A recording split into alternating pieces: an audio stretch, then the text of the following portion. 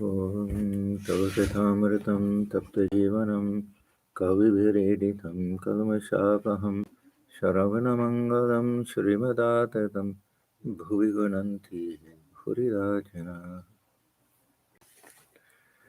Your words are like nectar, bringing life to scorched souls. They are praised by poets and remove all sin. They are auspicious to hear, wonderful and exalted. Those who spread these words throughout the world are truly giving souls. Good evening, everyone. We are reading from the Gospel of Sri Ramakrishna, the chapter, the festival at Pānihāti. And this is Saturday, July 21st, 1883. We're continuing. It's, I mentioned before, it's all in the same chapter, festival at Pānihāti, but the festival was actually on June 18th, and there's some other there's a July 14th and a July 21st entry also. So this is what we're up to.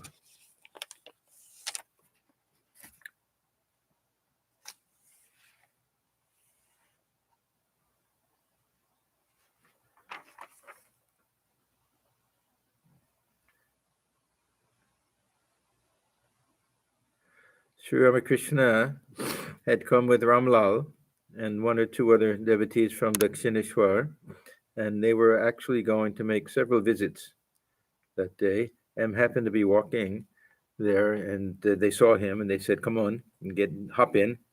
We're going to Adhar's house." So they went to Adhar's house, and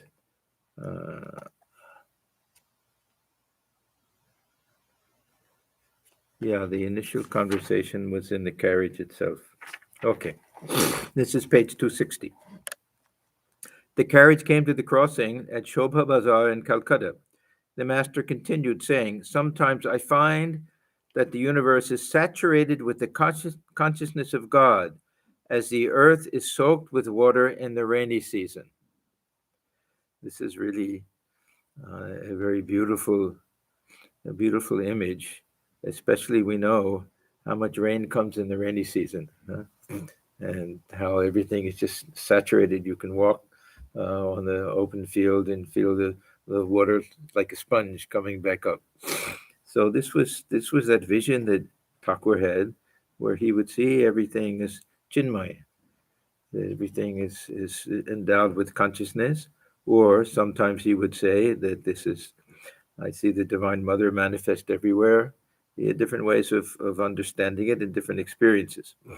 But this was not a philosophical position with Sri Ramakrishna. It was an experience.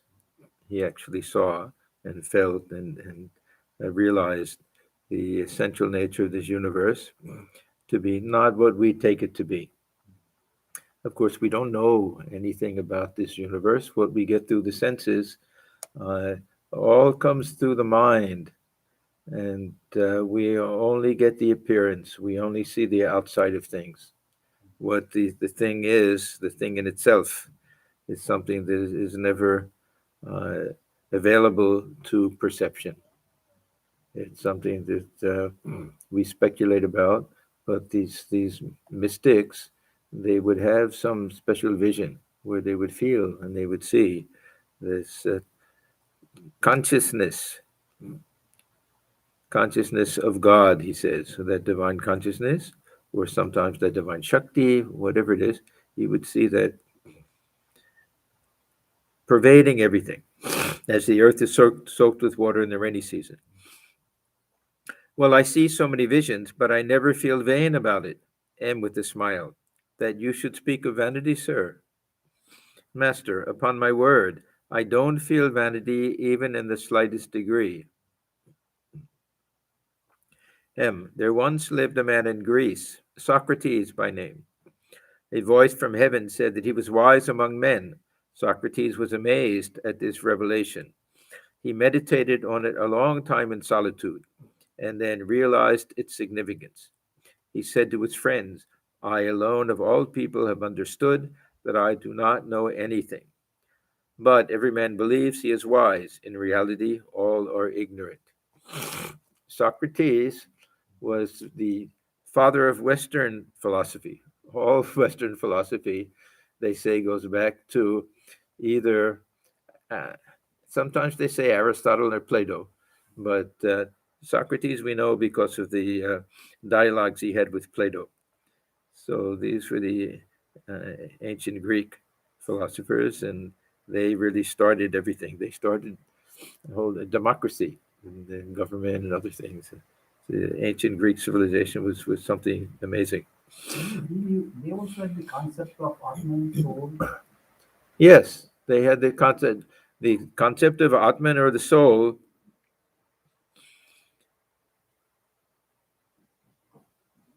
This is something that is not so unusual. Almost they had a belief in reincarnation, transmigration of the soul. The distinct feature of Vedanta, especially Dvaita Vedanta, is that the same self in all beings, and one with a Brahman. That probably they didn't have exactly. It was more this idea of all individual souls that dwelling within the body. It'll give up the body and take another body. What we read in Gita. So they called it transmigration of souls. And Plato and all Platonic philosophy, they stress this very much. This is how it actually came into early Christianity, the influence of Plato and Plotinus and others. Then it kind of dropped out a little bit. Master, now and then I think, what is it I know that makes so many people come to me? Vaishnav Charan was a great pundit. He used to say to me, I can find in the scriptures all the things you talk about, but do you know why I come to you? I come to hear them from your mouth. The Vaishnav Charan, he is a very interesting character. He was one of the early pundits who came. There were different waves that came to see Sri Ramakrishna. In the very early period, the pundits came, and then later the Brahmos came. Then his direct disciples came. But of all the pundits who came, many of them developed a kind of friendship with Sri Ramakrishna. Some were greatly inspired by him. One of them, which one was it? Actually renounced the world. I can't think of his name now. Anyhow, but the Vaishnav Charan, they had a friendship, and Thakur would go to different places with him sometimes, and he was leader of one of these Kartavaja sect, one of the different sects there. They did funny things with drinking wine and men and women together and everything.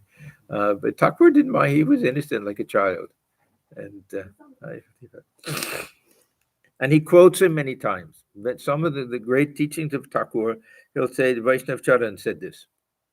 Or I heard this from his lips. Or he said, when you realize this Nara Lila, seeing God in man, the highest way of worshiping God, then you'll realize the highest truth. So he would say, yeah, now I know Vaishnav Charan was right. This is Thakur's humility. It's very interesting how he loved to give a source for everything. And there were some people we don't know too much about them, that they don't seem to have played a very important role, but he'll always do it.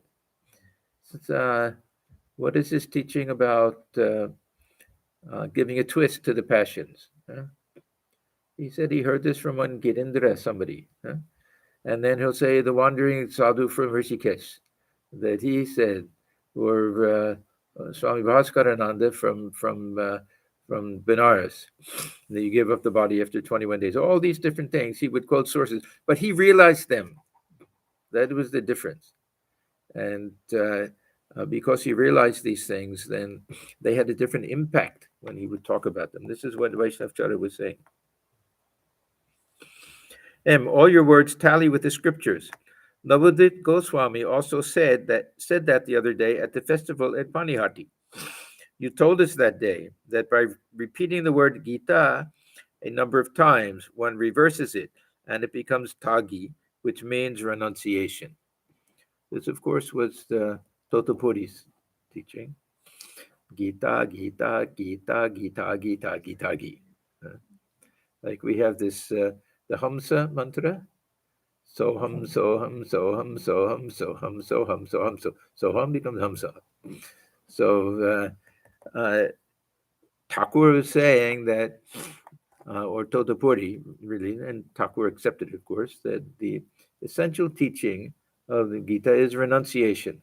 Now, we shouldn't take this to mean this formal renunciation, because in Gita actually is a little bit, I won't say anti, but in the context, of the battle and talking to a kshatriya and everything, he praised the mental renunciation more than external renunciation, and he said that those who can renounce everything mentally, that means have no attachment to the fruit of action, do everything as an offering, that these are the best sannyasis. A sannyasi and a yogi, not those who simply give up this cloth and don't do anything. Right? No ritual or anything like that. The verse, chapter 6, first verse is a very important verse. And otherwise, the renunciation in the Gita is the renunciation while performing duty. While performing duty, it's not the same emphasis that Shankaracharya will give of really formally renouncing and removing oneself from society and everything. It's a type of renunciation within the world, and this is also what Sri Ramakrishna taught to his householder disciples. And interestingly enough, this is what Swamiji taught to the monastic order, to not withdraw from the world, but to serve, to do through social service, to worship God dwelling within all beings. Anyhow, Sri Ramakrishna goes on. Renunciation is the essence of the Gita. Navadvip Goswami, this is M speaking, supported your statement from the grammatical standpoint. Now, this is a very unimportant point, but he's saying that if you repeat the Gita, it becomes Tagi, it doesn't become Tyagi. In Bengali, there's not much difference in the pronunciation, Tagi and Tagi. But he said that there's a root Tyaj, which gives you Tyaga, but there's also a root Tag, which will give Tagi. I don't know.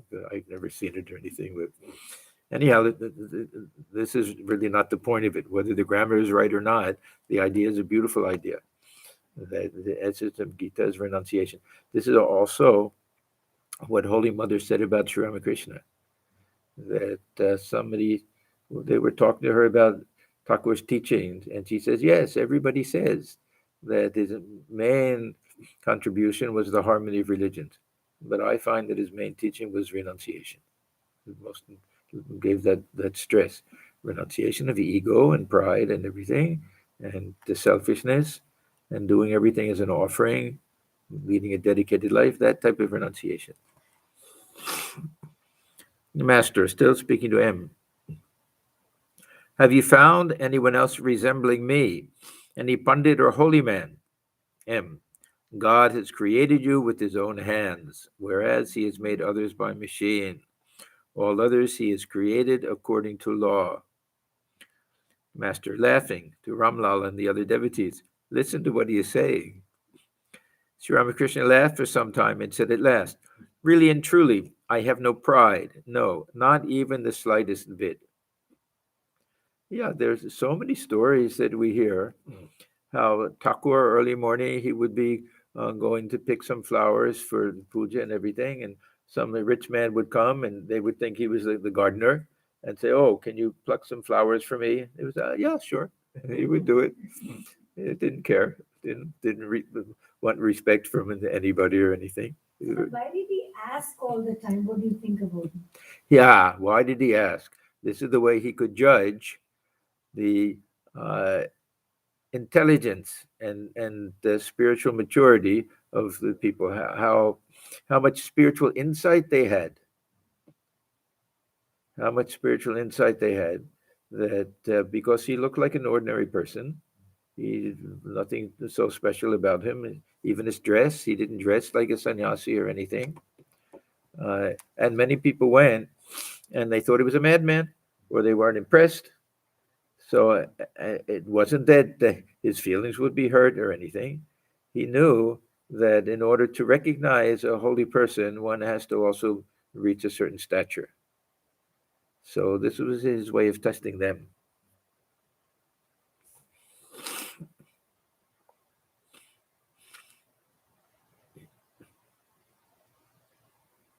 M. Knowledge does us good in one respect at least.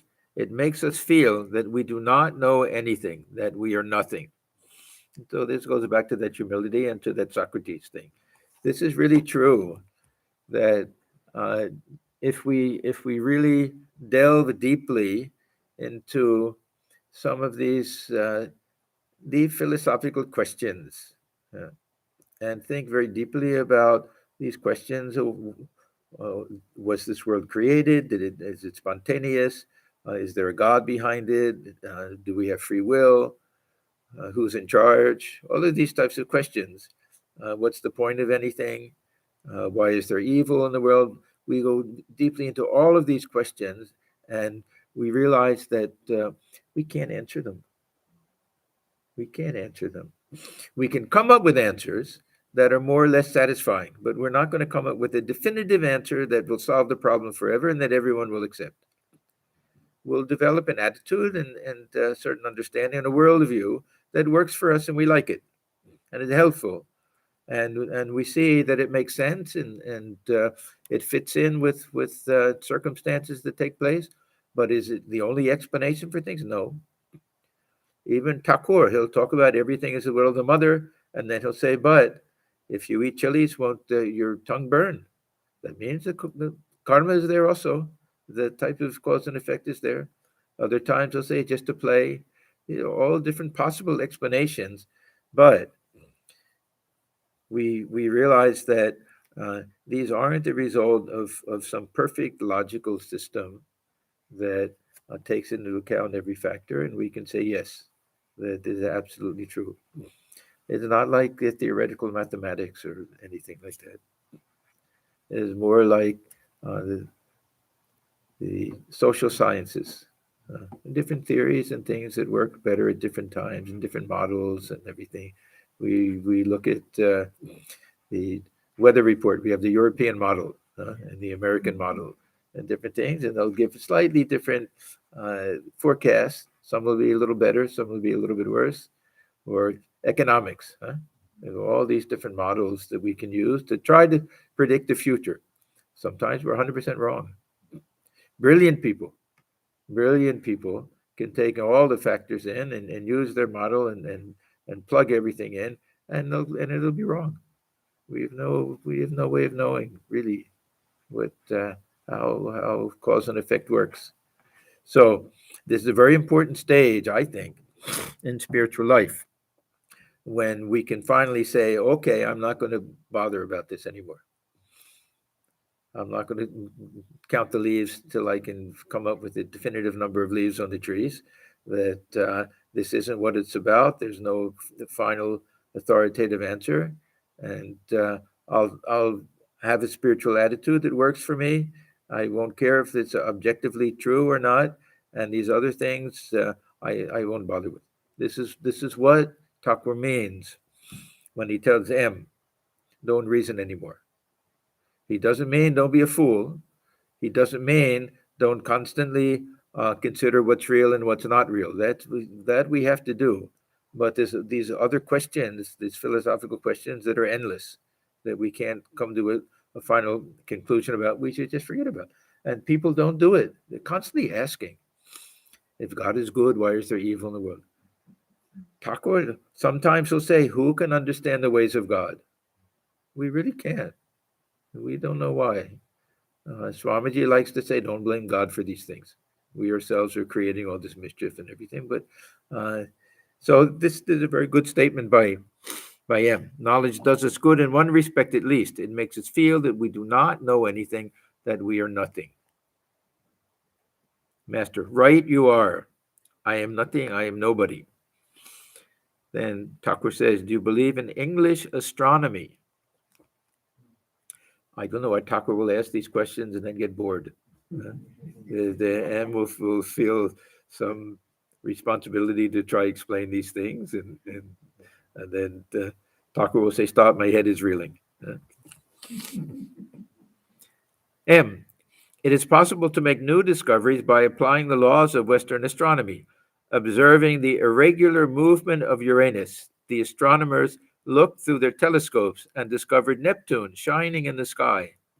They can also foretell eclipses. Master, yes, that is so. Because in India at that time, they could do it, huh? Yeah, it's an old thing, how they could, I don't know how they do it, huh? They had a good knowledge of these things. Yeah, I remember when Thakur was asking about, what was it, about the high tide and the low tide and the full moon and everything, and Thakur said, stop, it's too much.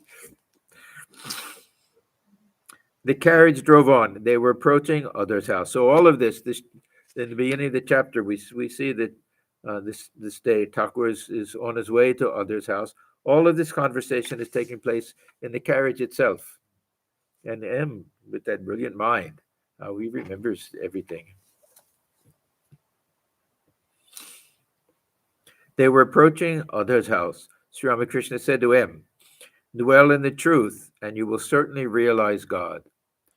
This is something that Thakur emphasized so much, especially for the Kali Yuga. Now, why for the Kali Yuga? Because, at least in the theory is, that we don't have that same spiritual capacity, the ability to do different types of austerities, to practice meditation for long hours, that we're limited with our attention span, all sorts of things, so that repeating the name of God is enough, shedding tears is enough, and if we can maintain truthfulness for 12 years, he says it's enough. But what is truthfulness? This is another big question. We think that it means, okay, I won't tell any lie. This is truthfulness. But then we stop and think, if I say that you hit me, and you hit my body, you didn't hit me, is that a truthful statement or not a truthful statement? Why did you hit me the other day? And you can say, oh, I didn't hit you, I hit your body. Oh, now you're being a smart aleck. But it means that it has to mean some type of authenticity. Not just we refrain from telling lies, but remaining somehow in living authentically. That means not identifying with all of the roles that we play and all these external coverings and everything. This will be a higher level of telling the truth. And of course, we know there are times when we can tell little white lies if it's for the benefit of or to save someone's life or something like that. That's a different thing. But living a truthful life and an authentic life and genuine type of life is a very, very high standard. If we really think that it involves constantly reeling I am the self, constantly thinking, not identifying with anything false. We identify with false things, and we refer to ourselves in that sense. It's not really a truthful statement. Of course, we don't want to go around saying, my Atman and this body and all of that, but we at least have some idea.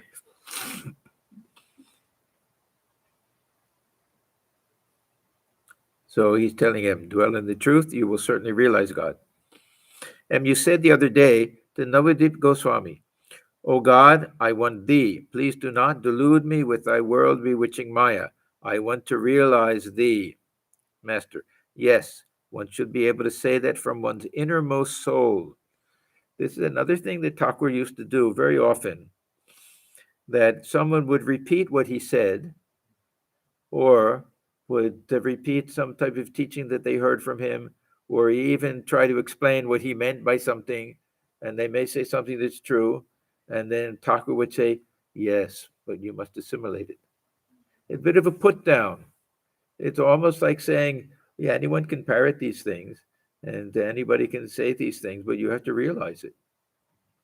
So a little bit of this, you have to be able to say it from one's innermost soul. It won't do to just to go about saying, I am the self. You can do whatever you want. It won't touch me. This and that. When we're so sensitive to everything.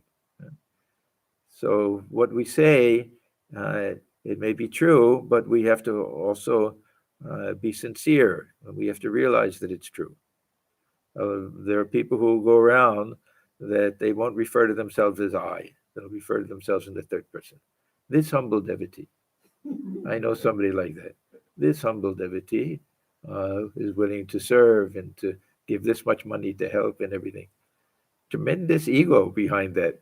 The ego of humility. So we don't fall into that trap. But at the same time, we want to, at least in our own mind, understand that the truthfulness really means some type of authenticity. Authenticity, this is a term that's used very much in the existentialist philosophy, to lead an authentic life. That means not to get fooled by this role that we play in life. There's a very interesting section in the book by Sartre, the great French existentialist, Being and Nothingness.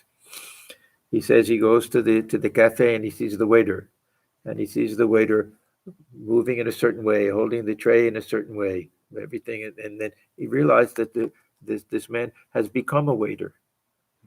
His whole being is a waiter. That's his whole sense of identification, nothing else. He's become a waiter.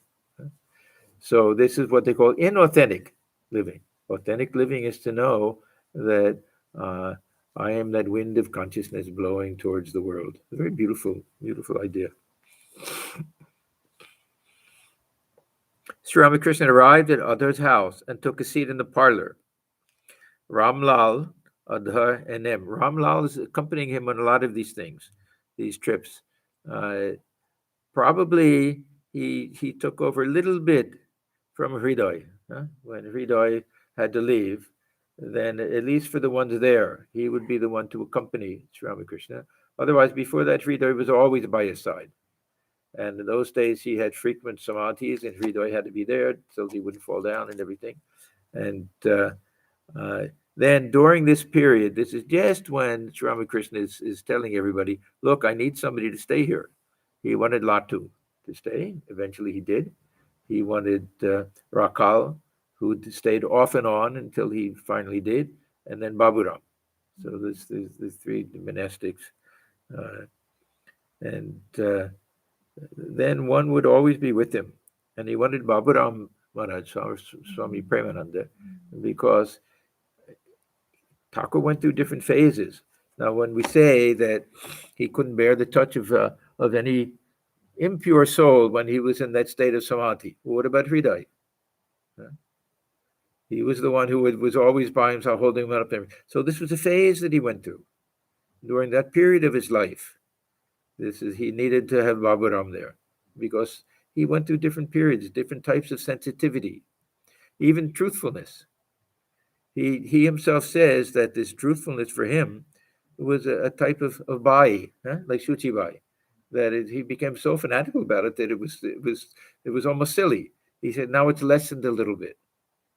So that meant that if by chance he said something like, "Oh, I have to go to the Pine Grove." Pine Grove means go to the bathroom, and then he said, but then I'd get up and I realized I had no urge to go. I thought I did. I had no urge to go. Still, I had to go because I said it. So he said, now this is not so strong anymore. There's a little bit of fanaticism with regard to that. But Thakur did everything literally. He did that to set an example of what it really means to keep the truth.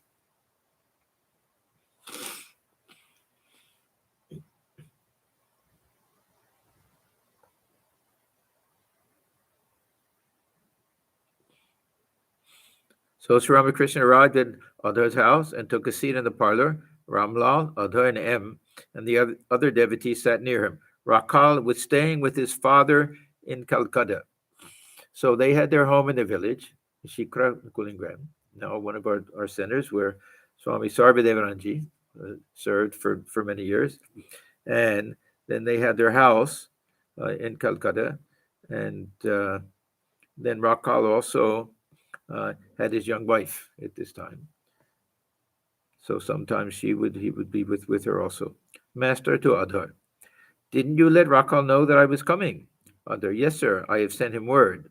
What they did when Thakur would go to somebody's house in Calcutta, and because most of it was North Calcutta or Bagh Bazaar, and there were devotees who all lived within an easy distance there. So he would expect them to send word out to the others so that they could all come and meet him there. Sometimes he would even mention somebody, and they say, "Oh, okay, we'll go get him." And somebody would run out, and they'd go to, they'll bring Narendra, they'll bring Bhavanath Potu, and any of them. We find that happening. So this is why Thakur went. He went to Kolkata so that those who couldn't easily see him in Dakshineshwar could come and visit him there. And he liked them all to get together. He liked the devotees to be friends, to form a family relationship. We do too. We like that here.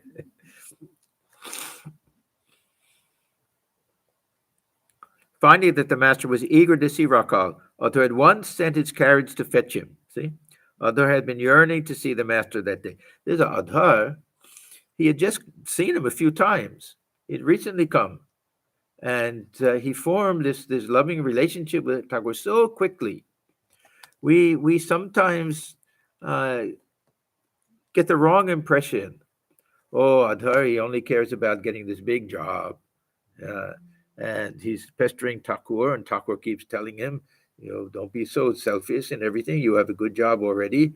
Sometimes we think, oh, the Adhar wasn't anything special, and Thakur didn't care for him so much. This is the opposite. How Thakur loved him. Same thing with his Ishan. How he gets scolded horribly. We think with Thakur would, but it turns out Thakur really loved him.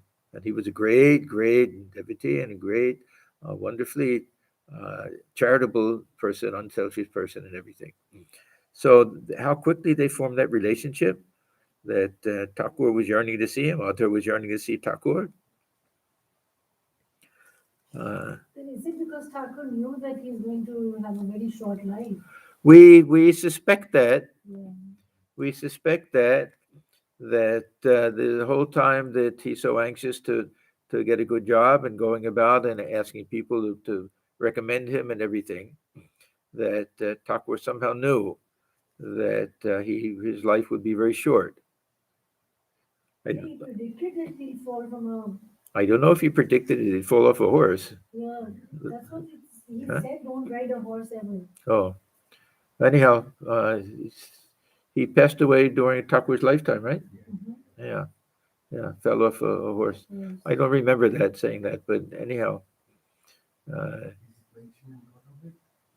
No. That the book that they lived with God. Oh, okay. It's mentioned there. Yeah. Yeah, and Thakur, he used to say the real guru is the one who knows the past, present, and future of the disciples. And Swami also said that. Yeah, he had that insight. We don't know how. Adhar, you haven't been here for a long time. I prayed to God today that you might come. I even shed tears. Oh, sorry, before that it said, Adhar had been yearning to see the master that day, but he had not definitely known that Sri Ramakrishna was coming. It's not like they could pick up the phone and call or send a text message, I'm on my way. The master was pleased and said with a smile, you don't mean that. It was dusk and the lamps were lighted. Sri Ramakrishna saluted the Divine Mother with folded hands and sat quietly absorbed in meditation. Then he began to chant the names of God in his sweet voice. It would have been nice to be with Sri Ramakrishna when at sunset, because he always went into a spiritual mood, always. Some type of intoxication. So that spiritual ecstasy would come to him. Then he began to chant the name of God in his sweet voice. Govinda, Govinda, Satchidananda, Hari, Hari. Every word he uttered showered nectar on the ears of the devotees. Ramalal sang in praise of Kali, the Divine Mother. Now we get a very, very long song. How Ramalal had all these things memorized. How all of them, they all had great memories. Huh? They didn't carry their little songbooks with them. I don't think, at least. By name I have heard, O consort of Shiva, is the destroyer of our fear. And so on thee I cast my burden. Save me, O kindly mother. This song will go through all of the different chakras, the different layers of the Kundalini. Out of thy womb the world is born, and thou it is that dost pervade it. Art thou Kali, art thou Radha? Who can ever rightly say? There's a whole school that likes to play between there's a Mother Kali and Krishna, Radha Krishna. In fact, there was a book that somebody wrote years ago. It was called The Sword and the Flute. It was Mother Kali with her sword and Krishna with his flute. And they're both Sham and Shama. Krishna, they're both in black complexion. And we have these different songs that, oh mother, why are you, have you given up your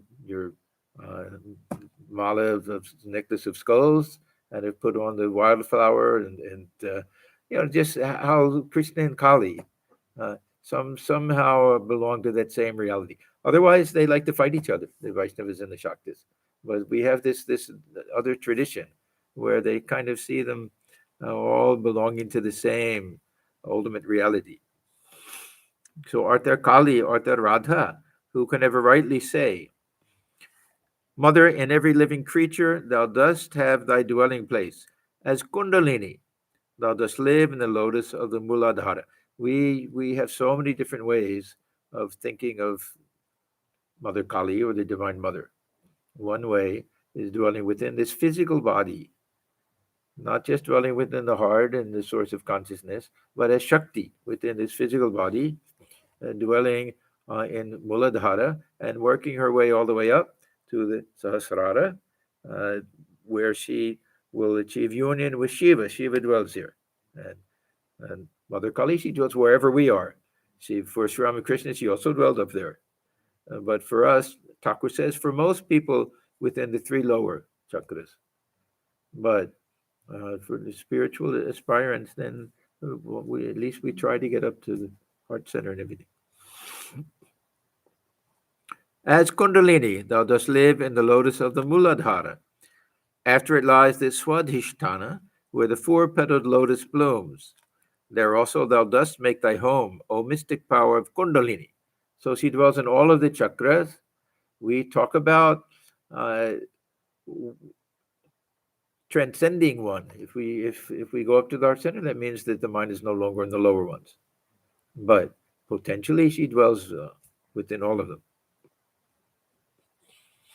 In the four petals of that flower, and in Vajrasana 6 petals, at the navel is Manipura, the blue 10-petaled lotus flower.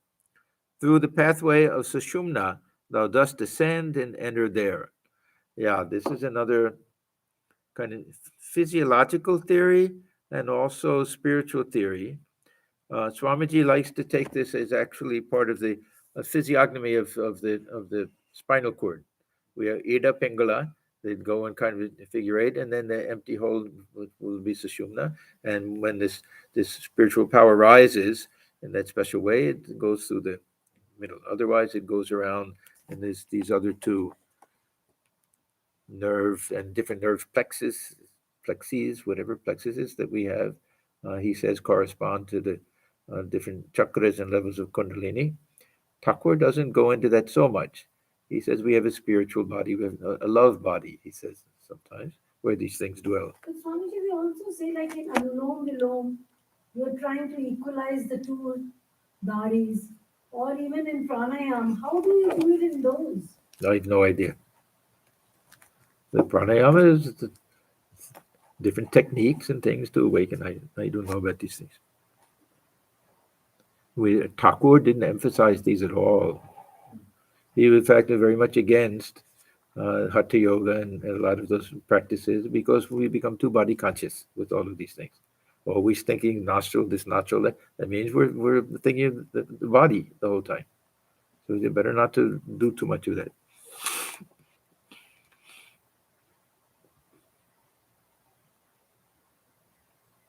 Through the pathway of Sushumna, thou dost descend and enter there. O Lady of the Lotuses, in lotus blossoms thou dost dwell. Beyond them lies the lake of nectar in the region of the heart, where the 12-petaled lotus flower enchants the eye with scarlet flame. Yeah, all of these chakras, this is all part of this tantric philosophy. They all have a certain number of petals and a certain color.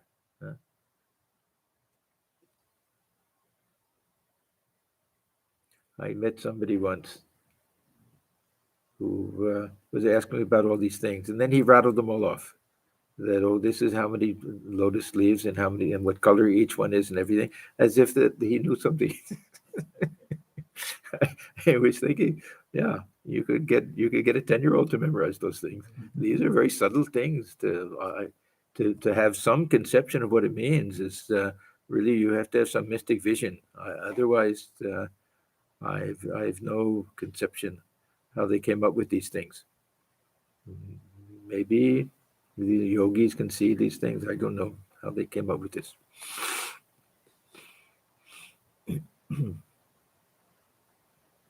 So beyond them lies the lake of nectar in the region of the heart, where the 12-petaled lotus flower enchants the eye with scarlet flame. When thou dost open it, O mother, touching it with thy lotus feet, the age-long darkness of the heart instantly scatters at thy sight. Yet Thakur says, when the mind rises to a certain area, we have different experiences.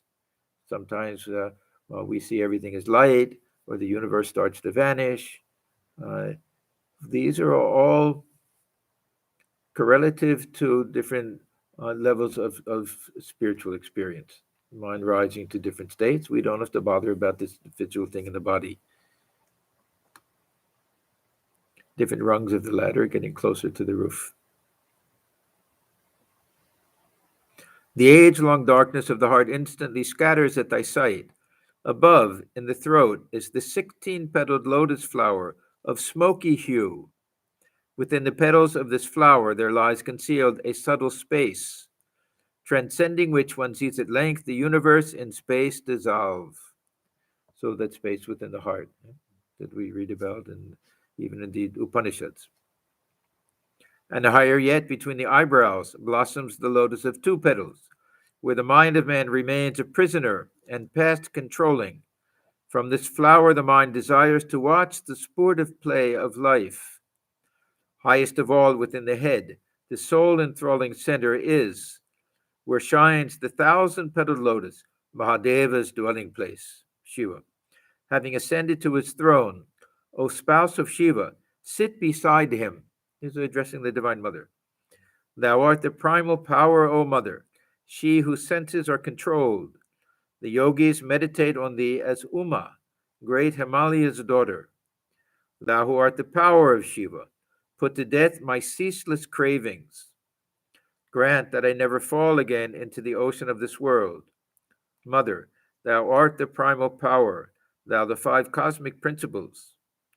Who can ever hope to know thee, who art beyond all principles? This is another very nice idea that devotees of the Divine Mother emphasize the inscrutable nature. She's Maya, Mahamaya, inscrutable nature. By definition, this is beyond our ability to comprehend with the mind.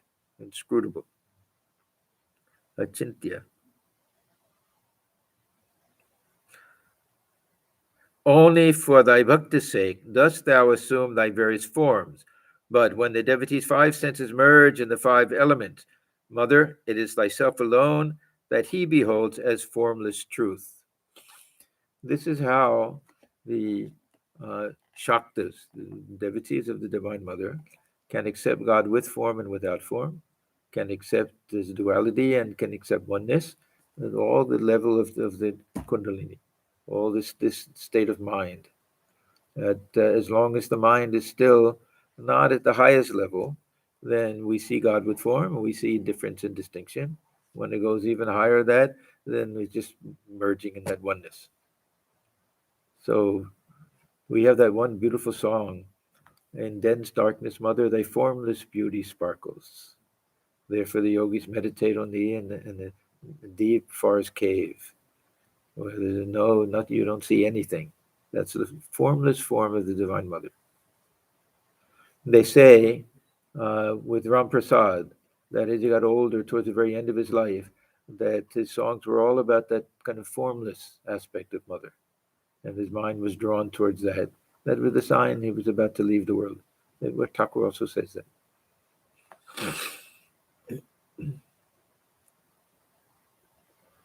As Ramalal sang the lines, above in the throat is the 16-petaled lotus flower of smoky hue. Within the petals of this flower there lies concealed a subtle space, transcending which one sees at length the universe in space dissolve. The master said to him, listen, this is known as the vision of Satchidananda, the formless Brahman. So this is not even the Sahasrara, but this will be our Savikalpa Samadhi, we can say, that realization with a little awareness, not completely merging and disappearing in it. This is known as the vision of Satchidananda, the formless Brahman. The Kundalini, rising above the Vishuddha chakra, enables one to see everything as Akasha. So just infinite, vast, empty space. It's another way of understanding the formless. Yes, sir. Master. One attains the absolute by going beyond the universe and its created beings conjured up by Maya. By passing beyond the nada, one goes into samadhi. Now, why does he use this term nada? We don't find him using this term. It's not a very common thing at all. Nada, we have this idea of nada Brahman. That there's Om and this idea of vibration and sound and everything. I take this as meaning somehow beyond name and form. Something like that. By repeating Om. Because Om, it's not really a name. And it stands for that which has no name. It stands for that Turiya state. So by repeating Om, one goes beyond the nada and attains samadhi. Author serves Sri Ramakrishna with fruits and sweets. The master left for Jadhu Mallik's house. Now we know Jadhu Mallik, he had a house just walking distance from Thakur's room in Dakshineshwar. But he must have had his main house in Calcutta. They did that. This is a very common thing for wealthy people. They have one city house and then kind of a garden house. Probably the Dakshineshwar was his garden house. Yeah. And that's very famous because Thakur would go there very often. And that meeting with Narendra, that when they went there, no one was there, and the gatekeepers always let Thakur in because they all knew him. And that was when Narendra said, I'm not going to let this old man play his tricks on me again. He's not going to touch me and send me into samadhi, anything like that. I'm going to make sure because I'm strong and I have tremendous willpower. And Thakur muttered something and touched them, and Swami, he was gone. And the curious thing was that he put questions to him. So the Narendra, our future Swamiji, Swami Vivekananda, as if under hypnotism, it's hard to imagine, answered all of the questions. And what were the questions? Who was he? Why was he born? How long will he live? What is his mission in life? What is his relationship? All of these things. And Thakur said afterwards, he answered all of them correctly, and I found all of them to be true. See, this is what we mean by Leela. This is divine play. We can't explain it. How Thakur would recognize these great souls that were born only for his sake, only to carry out his mission.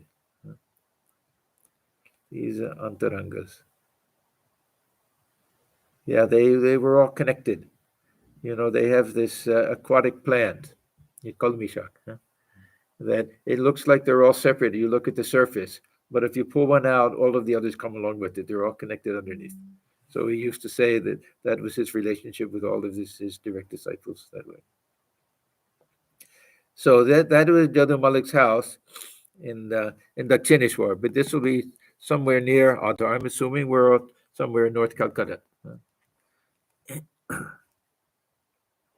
So here he's going from one place to another place, maybe another place. So the master left for Jadhu Mallik's house. Sri Ramakrishna entered the room in Jadhu's house where the Divine Mother was worshipped.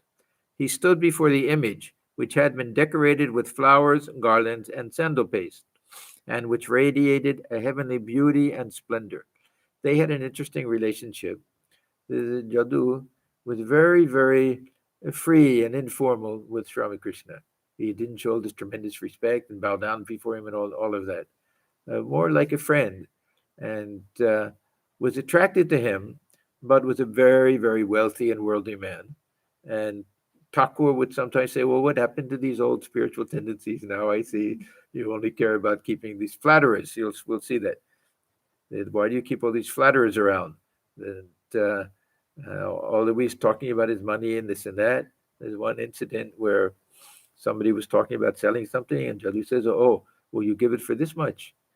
And Thakur said to him, why are you bargaining? You don't even want to buy it. Yeah, this is my nature.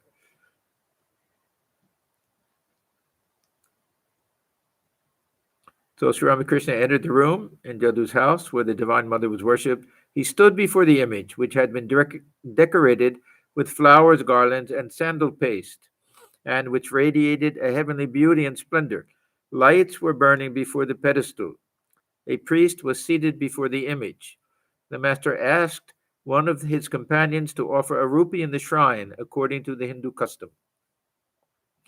Sri Ramakrishna stood a long time with folded hands before the blissful image, the devotee standing behind him. Gradually, he went into samadhi, his body becoming motionless and his eyes fixed. When he was in that state, there was no awareness of the world at all. And unless somebody was there, he could easily fall. And it happened on different occasions. We know that. He cracked his tooth, he broke his arm. This is why he had to have somebody with him. He could just fall over, anything could happen.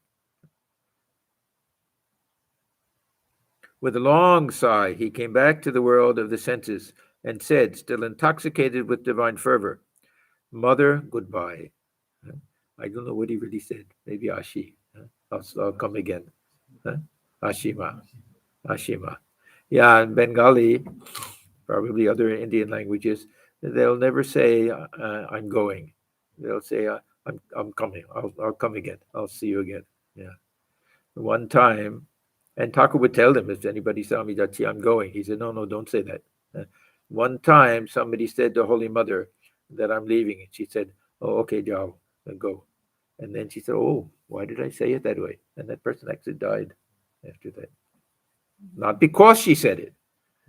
Not because she said it. Those words came out of her mouth because the person was fated to give up the body at that time. So, Ashima. So, Mother, goodbye. But he could not leave the place. He remained standing there. Addressing Ramalal, he said, please sing that song, then I shall be all right. Ramalal sang, O Mother, consort of Shiva, thou hast deluded this world.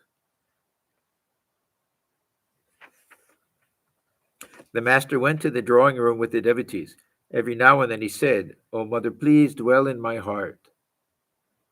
This is a very common thing that, especially after the immersion for Durga Puja, that people get so attached. They'll have an image in their home. They'll set it up, so attached to that worship that they can't bear the thought of the immersion. And this happened with the Mathur. So Thakur, this is exactly what he said. And tell the mother, let her dwell within your heart. And then sometimes they would decide to just have year-long worship, do it every year, keep it there. Jadhu was sitting in the drawing room with his friends. The master sat down, still in an ecstatic mood, and sang, O mother, ever blissful as thou art, do not deprive thy worthless child of bliss. His friends, these won't be really devotees. There'll be other wealthy people who like to hang out with wealthy people, and maybe Thakur is a curiosity. Who knows why he invites them? Swamiji, out of curiosity, why do we have to immerse them when we know these gods and goddesses are living? I mean, they are there always in other worlds. Why do we have to immerse them? What will we do with the image? We're trying to say that this isn't the Divine Mother. We've invoked the presence of the Divine Mother for these few days of worship, and worship is over. There's no point. Will you keep this physical body around after you've left? After you've departed and moved on? Physical body is useless at that point. Worship is over. The Mother goes back into our heart. Then this is just a mud. It's just clay. There's nothing to it. Why worship? There's nothing different from any other piece of clay at that point. This is the idea behind it. So then we simply immerse it. Why immerse it in the Ganga? We don't want to just put it somewhere people will step on it, anything like that. Not that it's a holy thing at that point. It's holy in our eyes because we perform worship through it. Right, Divine Mother is invoked into it and then withdrawn and plays it back into our heart afterwards. So there's nothing special about it. And unless we want to turn it into something like, a regular murti that is kept all the time and worshipped all the time, but that's not the tradition. There will be Durga temples, of course, but the Durga Puja, that tradition, Ganesh Puja, so many different things with immersion. What is the Bengali expression for mother dwell in my heart? How will we say in Bengali?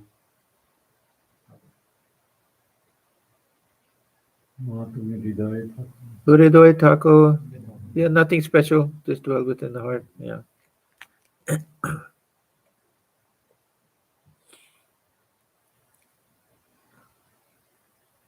Ananda Mahima Nirananda Kurama. It's a beautiful song. Huh? Vishuddhananda used to tell a story that a drunkard came watching the Durga Pratima and telling mother, no matter how well you dress, after 3 days, after 3 days you'll be gone. put you in Ganges. Yeah. So anyhow, Thakur singing this beautiful Kamalakanta song. Huh? O mother, ever blissful as thou art, do not deprive thy worthless child of bliss. Finishing the song, he said to Jadhu, still in a state of divine fervor, well, sir, what shall I sing? Shall I sing, Mother, am I thy 8-month child? He sang, Mother, am I thine 8-month child? Thy red eyes cannot frighten me. This means a premature baby who needs extra care and a little bit helpless, more helpless than an ordinary baby. My riches are thy lotus feet, which Shiva holds upon his breast. The Ram Prasad song. Yet when I seek my heritage, I meet with excuses and delays. A deed of gift I hold in my heart, attested by thy husband Shiva. I shall sue thee if I must, and with the single point shall win. If thou dost oppose me, thou wilt learn what sort of mother's son I am. This bitterly contested suit between the mother and her son, what sport it is, says Ram Prasad. I shall not cease tormenting thee, till thou thyself shalt yield the fight and take me in thine arms at last. Yeah, this every spiritual relationship has a different type of attitude and a different level of intimacy. Everything is so attuned to the nature and personality of the different types of devotees. That there are things that this will sound blasphemous. Somebody who's thinking of the master servant, that Hanuman will talk to Rama that way, or that Radha will talk to Krishna. But it's so appropriate and fitting and beautiful with this relationship of the son to the mother. Huh? It is beautiful. Coming down nearly to a normal state, the master said, I shall take some of the Divine Mother's prasad. Then he ate a little of it. Jadhu Mallik was sitting near him with several friends, among whom were a few of his flatterers. Yeah, hangers on, the people who they'll get a little crumbs from Jadhu's table. Master with a smile. Well, why do you keep these buffoons with you? What did he say in Bengali for buffoons? Chester. Bar. Yeah, yeah. Bahar. Bar. Oh. Flatterers and buffoons. Suppose they are. Now, I think he says in the Bengali, I think he says, so that you may save them. How does he say it? Okay. There's another time. I think this same conversation takes place twice. He says, why do you keep these buffoons with you? Jadhu with a smile. Suppose they are. Won't you redeem them? Master smiling. The water of the, this is a very important statement. The water of the Ganges cannot purify a wine jar. See, we think this anything can be purified. But, and like Thakur would say, that when the Malaya breeze comes, that all the trees are turned into sandalwood trees, except the cottonwood tree and some others. Yeah. So that means there has to be a little bit of inner stuff that they can have the holy company of Thakur and all of that won't do any good if they're just not ready for it, if they've no stuff within. The water of the Ganges cannot purify a wine jar. Jadhu had promised the master that he would arrange a recital of the Chandi in his house. Some time had elapsed, but he had not yet kept his promise. That's a very bad thing. Master, well, what about the recital of the Chandi? Jadhu, I've been busy with many things. I haven't been able to arrange it. Master, how is that? A man gives his word and doesn't take it back. The words of a man are like the tusks of the elephant. They come out but do not go back. A man must be true to his word. What do you say? Jadhu with a smile. You were right. Yeah, this is that Purush ki baat, Hati ki dant. Yeah. Yeah. Yeah. So if the words come out of our mouth, we can't just take them back and say, "Oh, I didn't mean it." That forget that I said it. Change my mind and everything. We're very strict about these things. Okay, so we will stop here.